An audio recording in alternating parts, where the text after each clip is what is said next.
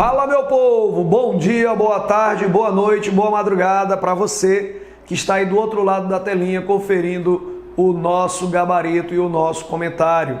Te convido para fazer a questão 108, lembrando que isso é um oferecimento do Sistema Passe de Ensino e eu sou o professor Françoélio Queiroz, professor de Física. A questão 108, ela trata de força elétrica, campo elétrico e de potencial elétrico. Na verdade, nós temos aí o conteúdo de eletrostática. Tranquilo? Vamos para a questão? Vamos resolver a questão de maneira efetiva. Na eletroforese, uma amostra de DNA, quando em pH fisiológico, apresenta carga elétrica negativa. Então, o DNA tem uma carga elétrica negativa. Devido à presença de grupos fosfatos em sua cadeia principal e é aplicada um gel a um gerador elétrico, DDP, que cria uma corrente elétrica, ocasionando a sua migração. Quanto maior a molécula, mais lento é o processo. Molécula maior, molécula mais pesada, fica difícil de arrastá-la. Assim, moléculas de diferentes tamanhos realizam esse trajeto de um polo ao outro em tempo e velocidades distintos. Tamanhos diferentes, massas diferentes, forças diferentes. A distância que o fragmento percorreu é comparada a um padrão e as bandas guiarão o pesquisador durante a análise. Para a verificação, é utilizado um corante que, sob a luz UV, ultravioleta, de um transiluminador, emite fluorescência, uma luz brilhante, e permite a leitura das bandas. Então você consegue perceber que você tem traços que andam mais do que o outro, se deslocam mais do que os outros.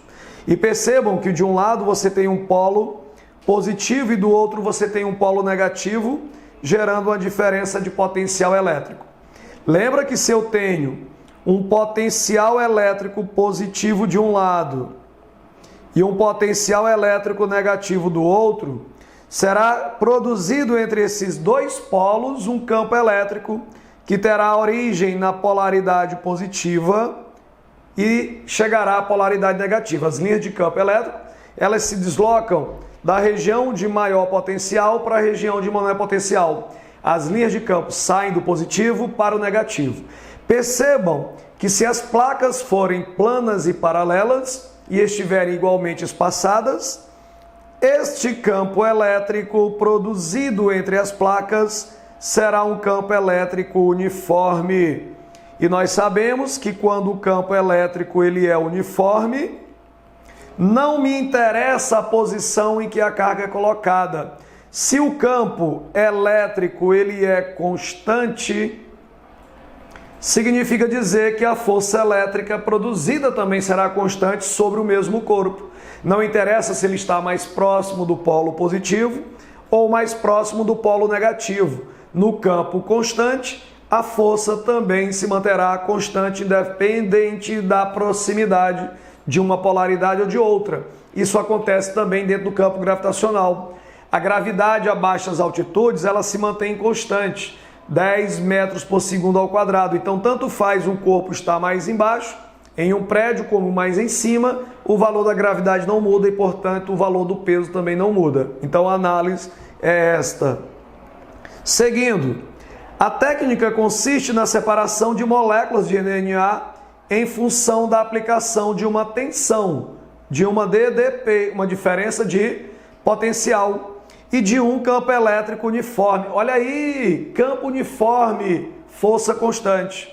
Conclui-se que, vamos para a letra E? Enquanto a diferença de potencial elétrico estiver aplicada, a força elétrica que atua na molécula carregada será constante porque o campo é constante, independente da posição entre os polos.